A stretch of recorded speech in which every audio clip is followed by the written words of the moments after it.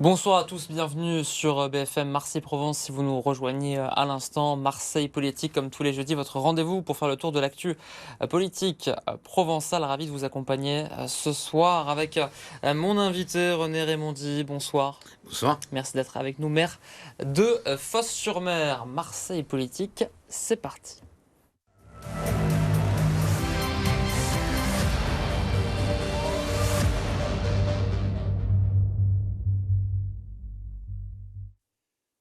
On va, René Raymondy, évoquer bien sûr l'avenir de Fos-sur-Mer sur plusieurs secteurs, mais d'abord des questions d'actualité dans Marseille Politique. L'hôtel de ville était symboliquement fermé en marge de cette journée, deuxième journée de mobilisation contre la réforme des retraites. Nouvelle journée mardi, est-ce que ce sera encore le cas ? Oui, ce sera bien sûr encore le cas. Je crois que les Français l'ont dit, ils ne sont pas d'accord avec cette réforme. Cette réforme est injuste, hein. Encore une fois, on avait des acquis, difficile effectivement de revenir sur des acquis. Ce sont des choix budgétaires. On nous dit qu'il manquera 12 milliards. Bon. Il y a quelques armes qui sont envoyées de ci, de là, et qui effectivement peut-être, l'argent pourrait être utilisé autrement, je ne sais pas. Mais je ne connais pas suffisamment le budget de l'État pour effectivement faire les choix à leur place. Mais en tout cas, pour quelqu'un qui gère un budget, je sais que ce sont des choix politiques et des choix, encore une fois, budgétaires. Donc fermeture encore symbolique dans, Oui. dans les mêmes conditions, je les rappelle. Donc le public est accueilli Alors, normalement. peut-être qu'on va passer un cran au-dessus, que le public ne sera pas accueilli. Voilà, le personnel qui voudra travailler, travaillera, mais sans le public. Parce que je précise que lors de la dernière journée de mobilisation, le public était accueilli par des personnels non grévistes. C'est le rôle d'une mairie de se mobiliser, c'est le rôle d'un hôtel de ville de fermer ses portes pour contester une réforme. Quoi qu'il en soit, nous ne sommes que les représentants des habitants. Et lorsque les habitants, effectivement, nous expriment leur mécontentement... Peut-être pas tous les habitants. Majoritairement. Vous savez, Fos est une ville ouvrière où la pénibilité est pas un vain mot. C'est quelque chose qui existe. Mais vous dites quoi à l'habitant de Fos-sur-Mer qui est pour cette réforme et qui ne peut pas aller à la mairie ? Je lui dis, écoutez, venez demain. René Raymondy, il y a là aussi la raffinerie Esso à Fos-sur-Mer. On va aussi parler de l'activité industrielle tout à l'heure, mais il y a un mouvement de grève donc, qui est prévu le 7 et le 8 février prochain. Vous appelez les salariés à poursuivre le mouvement, quitte à retrouver des situations de pénurie de carburant. Moi, je n'appelle pas du tout à la grève. Hein. Chacun, effectivement, fait ses choix en conscience. Je la soutiens parce que, encore une fois, je trouve que c'est une réforme injuste. La mobilisation était en hausse dans le département, sur les principaux points, notamment à Marseille, avec plusieurs dizaines de milliers de manifestants. Toujours un écart entre policiers et syndicats, bien sûr. Ça montre quoi ? Que la grogne monte, que cette réforme perd en popularité ? Elle perd pas en popularité. Elle n'a jamais été populaire, quoi qu'il en soit, cette réforme. Mais elle perd des points dans les différents sondages. Oui, forcément. Encore une fois, on oublie de dire que l'âge légal va passer à 67 ans. C'est-à-dire que si vous n'avez pas vos carrières complètes, et on va un peu plus longtemps à l'école, et les mamans essayent effectivement d'accompagner les enfants peut-être un peu plus qu'avant, la société évolue, 67 ans, c'est beaucoup. C'est vraiment beaucoup. On va aussi parler de la loi de décentralisation. René Raymondy, loi 3DS. Déjà, est-ce que c'est une bonne nouvelle, cette décentralisation ? Excusez-moi. Pour vous. Cette loi, vous l'appelez de décentralisation parce qu'effectivement, l'État l'a appelée de décentralisation. Pour moi, c'est une loi de recentralisation. Je pense qu'il y a une grave erreur qui a été faite. Je me suis battu dans le passé contre l'arrivée de cette métropole. Je me battais, je pense, j'allais dans le bon sens parce que aujourd'hui on voit bien que ça ne fonctionne pas. Elle se recentralise trop sur Marseille ? Elle se recentralise sur Marseille, mais en même temps, elle ne fonctionne pas. Alors qu'on avait des intercommunalités, et le SAN en était l'exemple, qui fonctionnait très très bien, qui a été créé en 1970, qui avait 1600 salariés, qui effectivement apportait des services et permettait effectivement au territoire de se développer. Aujourd'hui, on a créé cette métropole en disant ça va sauver Marseille. On s'est vite rendu compte qu'il fallait bien plus pour sauver Marseille. Et par contre, tous les territoires alentours ont été appauvris et on voit bien que la difficulté l'éloignement de la décision fait que, effectivement, ça devient complexe. Le volet budgétaire est, Alors justement, est gravissime pour pour la métropole. Nos peurs, bien évidemment, c'est que nos dotations soient réduites. Quand j'entends que la Chambre dit vos dotations sont trop importantes, excusez-moi, il y avait dans le passé des taxes professionnelles, création des intercommunalités, c'était la balance entre ce que la ville rapportait et ce qui était récupéré en compétences. Les collectivités n'ont rien volé, c'est leur dû. Quelques chiffres, René Raimondi, pour bien comprendre le rapport de force. Marseille, 15 millions dans le dernier budget métropolitain. Fos-sur-Mer, 45 000. Vous perdez, cette dotation, elle est déficitaire, Alors, vous êtes pénalisé. Ouais, là, vous parlez de la dotation de solidarité. Oui. La dotation de solidarité, je peux admettre effectivement qu'à Fos, il n'y ait pas grand-chose. Moi, ce qui me fait plus peur, c'est pas celle-ci. C'est laquelle? C'est les dotations de fonctionnement, celles qui correspondent à nos anciennes TP. Vous voulez de combien là, pour la commune? Je crois 28 millions.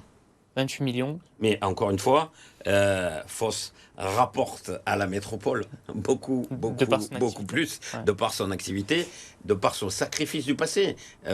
7500 hectares consacrés au port et à l'industrie. Quelle est la commune dans les Bouches-du-Rhône qui a fait ce sacrifice?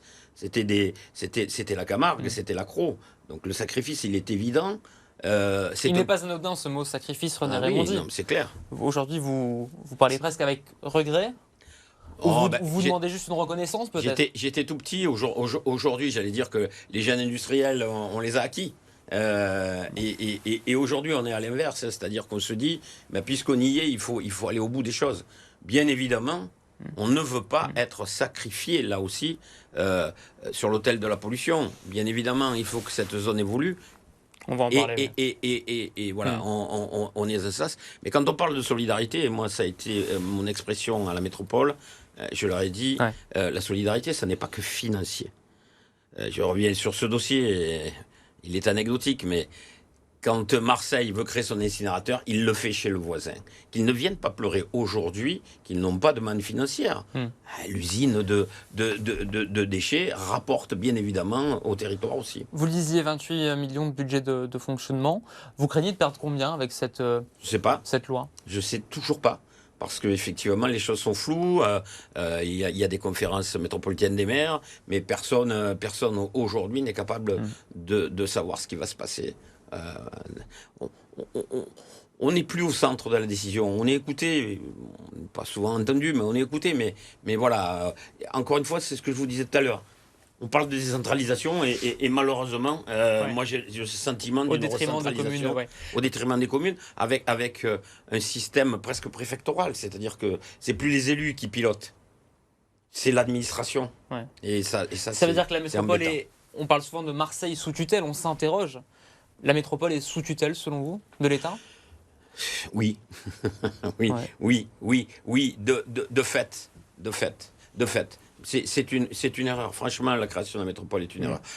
Quelles sont vos relations avec la présidente de la métropole, Martine Vassal? On va dire que j'ai des relations normales, encore une fois. Mais j'ai parfois l'impression, effectivement,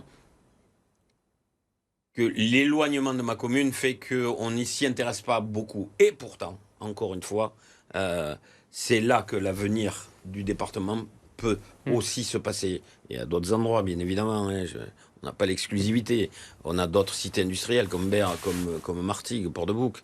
Mais l'avenir est là parce que, encore une fois, on doit changer notre façon de faire, on doit changer notre façon de penser. Alors, le rendez-vous arrive. On va en discuter assez rapidement. René Raimondi, on note depuis plusieurs semaines une dégradation des relations entre la maire d'Aix-en-Provence et Martine Vassal.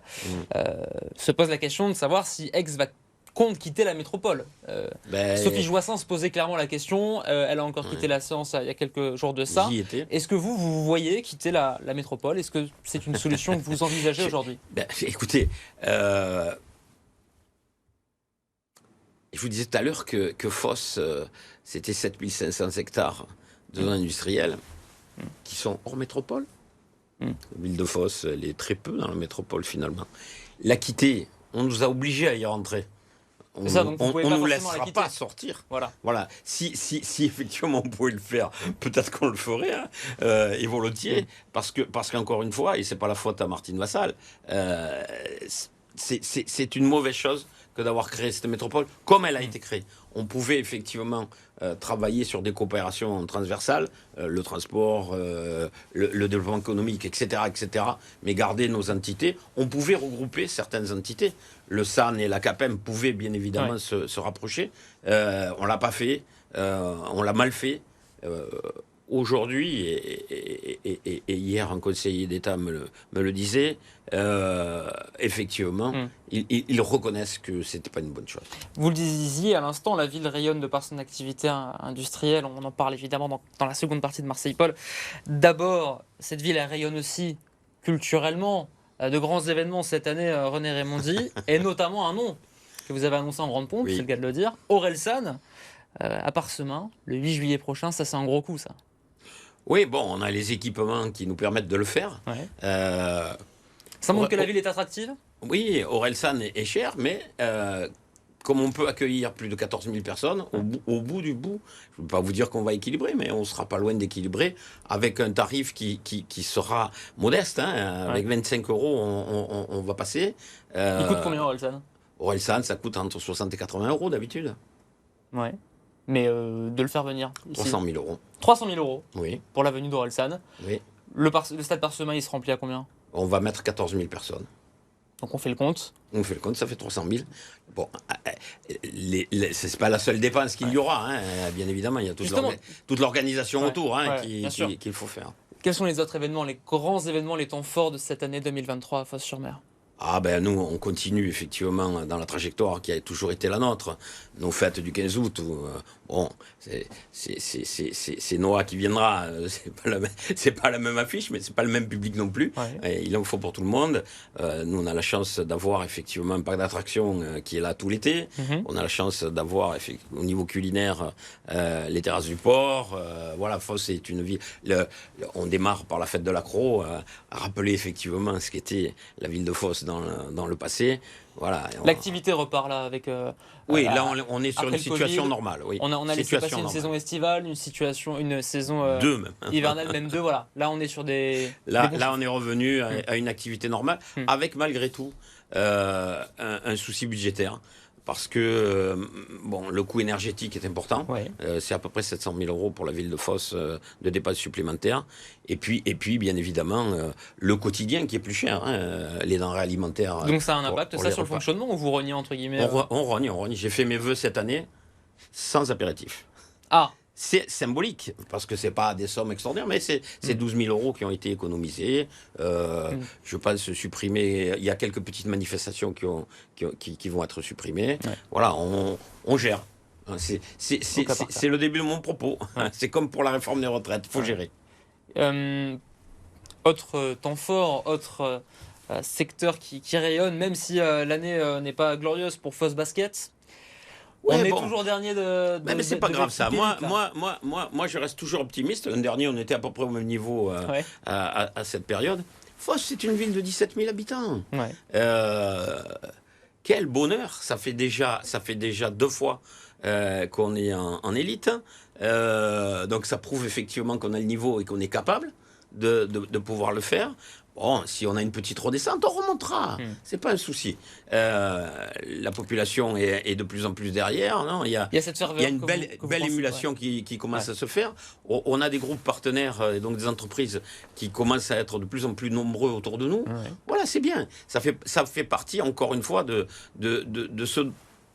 On a besoin de ça pour rêver. On a besoin d'Orelsan, on a besoin d'équipes de sport qui nous mènent au haut niveau. Voilà, moi j'encourage ça. C'est un vrai bonheur. Et puis Fos qui a battu son record d'affluence. Alors c'était à Marseille. C'était à Marseille. Pour et la puis, venue voilà, c'est une Victor condition Wembanyama. particulière. Voilà. Bon, il m'a pas impressionné ce soir-là, mais bon, en tout cas, on perd que d'un point face au deuxième. Et bon, on rate le dernier panier qui pouvait nous amener à la victoire. Donc bon, on n'était pas loin. Là, on reste sur une victoire, en tout cas. Voilà. Évidemment. C'était face à qui cette victoire? À Blois. À Blois. C'était le 27 dernier, 27 janvier. Deuxième partie de Marseille Politique, René Raimondi, avec donc ce site industrialo-portuaire, l'une des plus grosses zones de France. On a parlé brièvement de la raffinerie tout à l'heure, il y a aussi le port de Marseille-Fos. Hier, vous aviez rendez-vous avec des conseillers d'Emmanuel Macron pour évoquer les enjeux de cette ZIP de Fos en matière de transition énergétique et d'infrastructure. Est-ce que l'État donne suffisamment le là? Moi, elle ne l'a pas donné jusqu'à présent. Mais j'ai eu le sentiment hier, effectivement, d'avoir été écouté et d'avoir été entendu. Monsieur Caillot m'a fait la démonstration qu'il était bien au courant du dossier et que les choses allaient avancer. Ouais. Ça fait que 4 mois que je suis redevenu maire. J'ai déjà rencontré beaucoup de personnes. Le préfet Mirmand, de la même manière, m'a montré effectivement, et en particulier sur le réseau routier, qu'il était à l'écoute. L'Adréal est passé me voir récemment pour me dire, monsieur le maire, on va vous écouter, dites-nous quels sont les besoins et on va travailler dans ce sens. C'est rare des moments comme ça pour un maire, d'avoir effectivement les services de l'État qui disent on va faire ce que vous voulez. Ça va dans le bon sens. Moi j'ai le souvenir de certains préfets qui disaient moi j'écoute les maires parce qu'ils ont du bon sens. Et voilà. Nos demandes ne sont que des demandes de bon sens. Voilà. Non, moi je pense qu'on est à un tournant et qu'on prend un bon virage. Voilà. C'est un sentiment. Avec la décarbonation, cet enjeu, c'est finalement le fil conducteur, René Raimondi. Ah oui, c'est ce que je disais à mes voeux, on va passer de Fos-la-Noire à Fos-la-Belle. C'est-à-dire que Fos peut devenir demain, comme Dunkerque, qui est un peu plus en avance que nous qui fait partie aussi sur du le projet dossier, soutenu. bien sûr, Ouais. peut devenir effectivement le démonstrateur pour le monde de ce que peut être effectivement l'avenir de l'humanité. C'est-à-dire une transition énergétique qui fasse que notre énergie soit de plus en plus énergie renouvelable et qu'on ait cette capacité à décarboner pour pouvoir effectivement lutter contre ce réchauffement climatique qui est une vraie catastrophe. Et tout le monde est prêt, tout le monde joue le jeu. On parlait des collectivités, de l'État, oui. Les acteurs, les industriels ont bien compris l'enjeu. Je suis cet après-midi avec le directeur d'Arcelor. Arcelor met sur la table déjà, alors qu'on est qu'aux prémices de la décarbonation, 1,7 milliard pour les usines de Dunkerque et de Fos, pour modifier effectivement les process de fabrication d'acier qui permettront effectivement aller vers le zéro carbone. On n'y est pas. D'ici quand? Il faudra. C'est quoi le calendrier? Et on parle de 2050. Je serai plus là, mais bon, il faut bien commencer. Quoi qu'il arrive, les process sont connus, mais expérimentaux encore.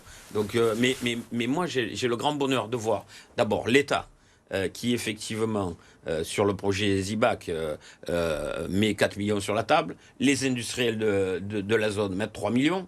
7 millions pour les études, pour la décarbonation. Sur Dunkerque, un peu plus, mais encore une fois, ils sont plus avancés que nous. Des industriels qui déjà s'emparent des dossiers, parce qu'on avait Jupiter 1000 qui était un démonstrateur industriel de production d'hydrogène. Mais tout de suite après, on passait à la phase d'après, c'est-à-dire on récupérait le carbone industriel et avec l'hydrogène, on fabriquait du méthane de synthèse. Donc on allait sur quelque chose de très positif. Il y a d'autres moyens de décarbonation. C'est par exemple le projet LNG qui souhaite effectivement rendre liquide le carbone et le stocker. Bon, ça peut être aussi une solution. Mais il y a urgence. Donc il faut aller vite. Il y a urgence parce que votre population... se plaint, une partie de la population se plaint, souffre de cette pollution. À court terme, comment vous pouvez les rassurer au-delà de ces milliards peut-être? Je pense qu'ils ont été déjà, qu'ils sont déjà rassurés. Le travail qui a été le nôtre depuis des années, ça fait 20 ans qu'on se bat contre la pollution atmosphérique qui est sur notre territoire. Depuis 20 ans, les industriels ont pris conscience effectivement du besoin de réduire les émissions. Les émissions sont réduites. La difficulté qu'on a devant nous... Vous avez des chiffres de combien? Oui, c'est des centaines de tonnes. D'accord. Des centaines de tonnes. Si vous prenez ArcelorMittal, qui est le plus gros émetteur, Ouais. toute l'usine est équipée de filtres à manche maintenant. Cet après-midi, encore une fois, j'ai revisité la nouvelle installation. Ils ont pris ça à cœur. L'effet ne se voit pas encore, malheureusement, parce que les maladies liées effectivement à la pollution n'apparaissent pas immédiatement. Et il faut 10 ans, il faut 20 ans. Je pense que tout le travail qui est fait depuis ces 20 ans profitera aux générations futures. Et on va dans le bon sens. Encore une fois, que ce soit le Covid ou la guerre en Ukraine, on a bien compris que l'indépendance industrielle était importante. Et donc aujourd'hui, il faut soutenir l'industrie. Aujourd'hui, il faut effectivement trouver d'autres moyens de produire, mais il faut absolument produire. D'abord, ça nous donne des emplois et ça c'est important. On ne peut pas tout réceptionner de Chine. Même si effectivement c'est l'essence du port de Marseille. Vous parliez tout à l'heure du port de Marseille. Le port de Marseille est le premier port de France. Est-ce qu'on peut choisir entre santé et emploi aujourd'hui? Est-ce qu'il faut choisir? Non. Non, non, il ne faut pas choisir entre santé et emploi, mais je le redis, on peut produire différemment, et c'est le sens de tout ce qui est fait aujourd'hui. Encore une fois, moi, je remercie les industriels du travail qui a été fait. Alors, c'est vrai que ça a été fait dans la douleur, hein, on s'est battu, hein, on s'est battu très fort. Ils en ont pris conscience parce que la conscience environnementale, elle est partout maintenant. C'est aussi une quête, c'est aussi pour eux, pour ces acteurs-là, une quête de rentabilité in fine, d'être toujours dans... Oui. Oui. Dans le jeu, dans l'actualité. Oui, l'argent se fait rare. Mais on a toujours un peu une industrie de riches quand même. Hein. À Fos, par exemple, on réceptionne du gaz qui est à moins 160. Ben, le moins 160 finit à la mer.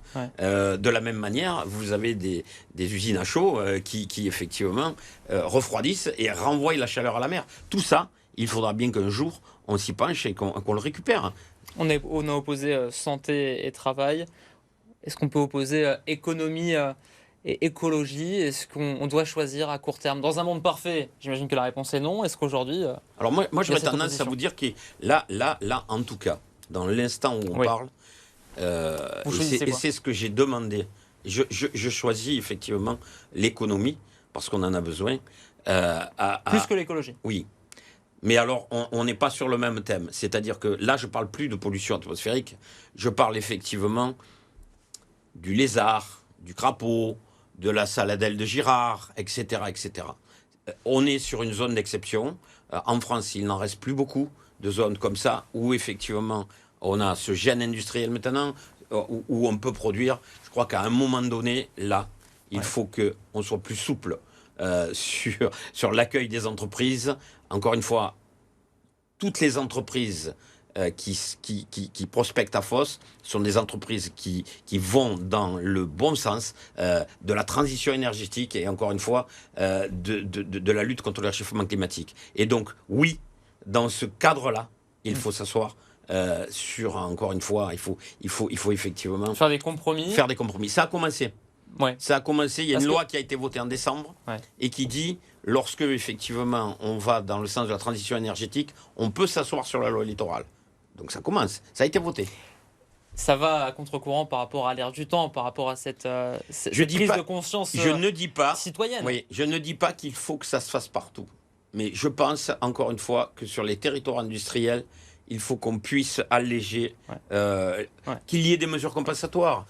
Par exemple, moi je le réclame depuis longtemps, on a les salines de Fos sur lesquelles on a travaillé et on a un retour des oiseaux extraordinaire. Malheureusement, on a une ligne à haute tension. Eh bien, profitons effectivement de mesures compensatoires parce qu'on va perdre un peu effectivement d'écosystème sur les endroits où on va installer l'usine pour enterrer ces lignes, faire en sorte que là où on a réussi à sanctuariser les habitats, on puisse le faire de meilleure manière. Voilà. Le photovoltaïque, pardon, c'est en... Le photovoltaïque. C'est dans les cartons? Ah, c'est pas que dans les cartons. Excusez-moi, Fos, c'est déjà 60 hectares. Pour une ville de 17 000 habitants. Et l'objectif, c'est quoi, là? L'objectif, c'est Yvan, c'est 500 hectares. D'ici quand? Ah, eux ont l'intention d'aller vite, hein, mais là c'est... Je dirais certainement des bêtises, mais c'est 2026, 2027. un terme un peu plus court. L'éolien aussi fait partie de la solution. Oui, il y a des projets. pour moi complètement. D'abord parce que c'est... L'éolien en mer aussi. L'éolien en mer. D'abord parce qu'on a démontré que sur le territoire de Fos, on était capable, puisque les 3 flotteurs sont fabriqués à Fos. Hein, c'est la société Eiffage qui construisait dans le passé des plateformes pétrolières. Donc ils ont la technicité. Il ne faut pas avoir peur de ça. Excusez-moi, mais d'avoir des éoliennes en mer, quel est le problème? Très honnêtement, on s'est battu pour qu'on puisse continuer à pêcher autour. Ça fera effectivement des îlots bénéfiques pour les poissons et les pêcheurs s'y retrouveront. Faut pas reculer face à des choses comme ça. Encore une fois, on ne peut pas se battre contre la pollution et refuser les éoliennes. C'est pas possible.